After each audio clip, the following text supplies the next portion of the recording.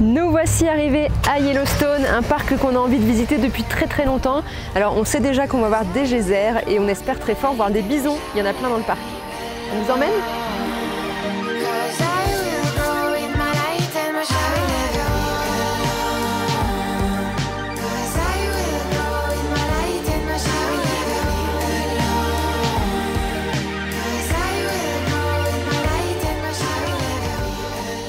L'heure du petit-déj à Yellowstone, avant la balade, pour aller voir plein de geysers. 200-250 dans le parc.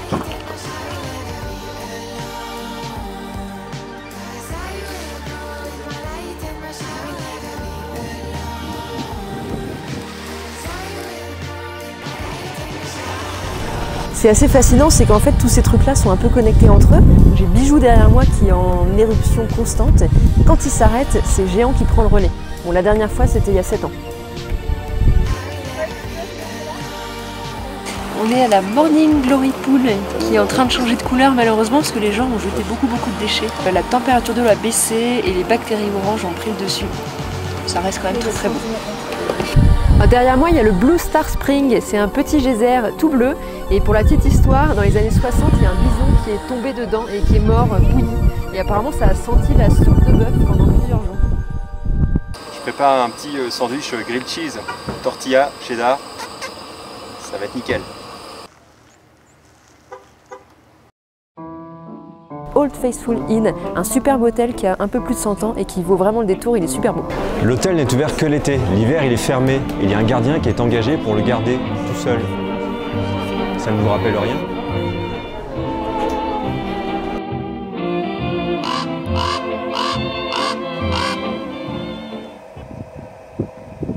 Le moment glamour du voyage, videz les eaux usées.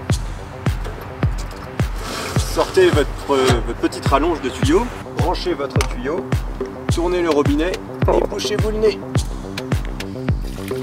Oh.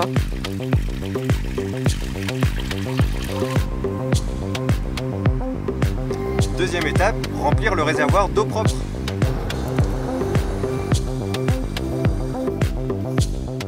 Je vous présente le Gadu Burger, spécial camping, pain burger, champignons portobello, cheddar, mozzarella, kale, un peu de honey mustard. Gourmand. Très gourmand. Il est 6h30 du matin, on s'est levé il y a une demi-heure, on s'est habillé rapidement et là on va aller chercher un spot pour le petit-déj.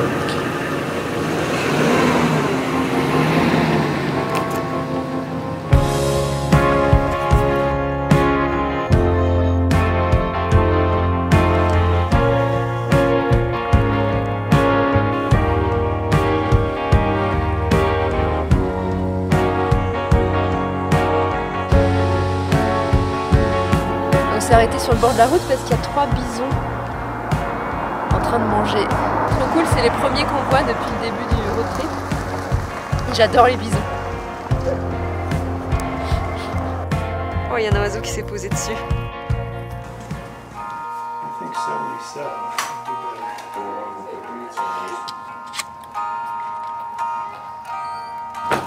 On vient de réserver notre camping pour ce soir.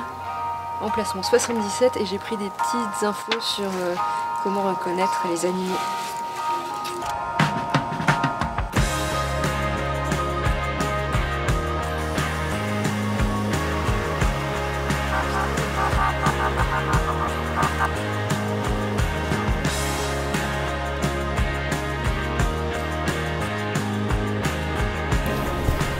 Alors là on visite le Mud Volcano et derrière j'ai le... Attends, merde, comment il s'appelle? Churning.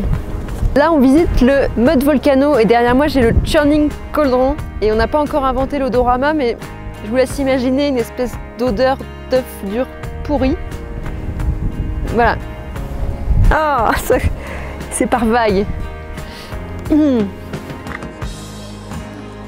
J'y vais. Nous sommes arrivés au Grand Canyon de Yellowstone. Alors on est toujours dans le même parc mais les paysages sont complètement différents et c'est hyper beau. Un petit conseil si vous venez visiter les parcs nationaux aux États-Unis, faites un petit peu de randonnée, même marcher un quart d'heure et vous vous retrouvez seul au monde. Donc Voilà, un quart d'heure plus loin, il y a des dizaines et des dizaines de personnes, c'est bruyant. Voilà. Marchez.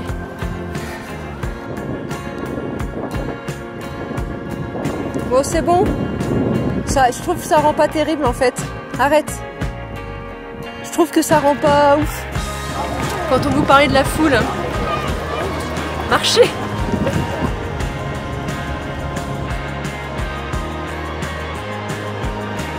Nous sommes en plein territoire d'ours, donc il faut faire très attention à pas tomber sur un grizzly. Ah! Le truc à Yellowstone, c'est que tout le monde s'arrête tout le temps sur le bord de la route pour voir des trucs, mais on sait pas ce qu'il y a. Là, on s'est arrêté aussi. En fait, il y a un ours noir, le black bear, qui serait caché dans la forêt.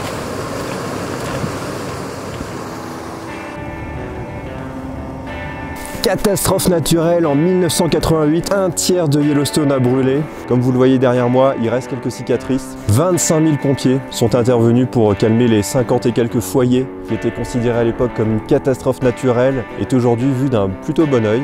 Ça a permis de renouveler la faune, renouveler la flore, et tout s'est redéveloppé. Donc en fait, un mal pour un bien.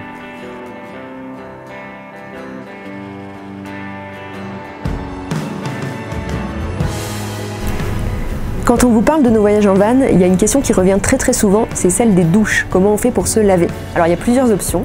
Soit on dort dans un camping où il y a des douches, donc là il n'y a pas de souci. Soit on dort dans des campings où il n'y a pas de douche, ou alors en camping sauvage. Alors à ce moment-là, il suffit de venir par exemple comme ici dans un petit hôtel et contre 4 $, vous avez le droit de prendre une douche. Alors là c'est un peu des douches de camping finalement, ça y ressemble beaucoup. Et ça fait du bien de se laver. Là ça faisait 48 heures. Ah, faut pas que je dise des trucs comme ça. N'oubliez pas, si vous faites ça, vos tongs et votre serviette en microfibre.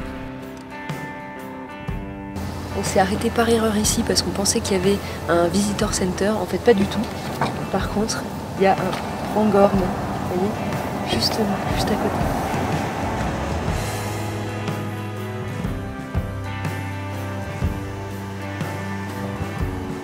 Oh, ici là. Ah, ici. Il y a un bison qui vient de traverser la route. Voilà, tranquillement.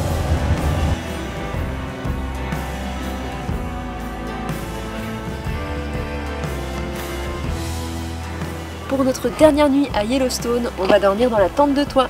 C'est une première, on espère qu'on n'aura pas trop froid, mais en tout cas, on a déjà fait 2-3 siestes dedans et c'est très cool.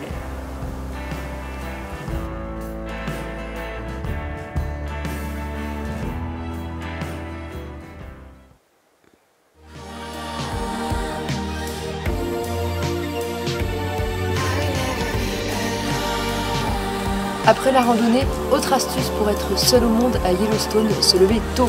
Là il est 7 h du matin, le soleil se lève, c'est super beau et on a les sites pour nous tout seul. Alors il fait un peu froid, c'est un peu dur de se lever, mais vraiment ça vaut le coup.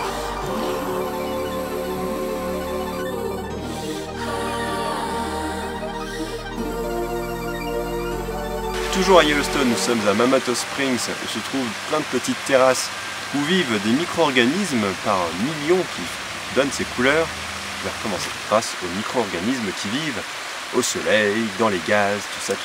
C'est très joli. Juste avant de quitter Yellowstone, à la frontière entre le Wyoming et le Montana, nous sommes arrêtés à la Boiling River qui porte très bien son nom car elle est bouillonnante et elle rejoint une autre rivière qui elle est glacée.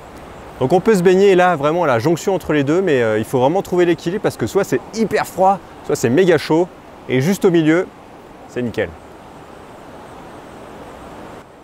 Et voilà, Yellowstone c'est terminé, c'était un super parc, plein de contrastes, on a vu des choses incroyables. Maintenant direction Glacier National Park dans le prochain épisode.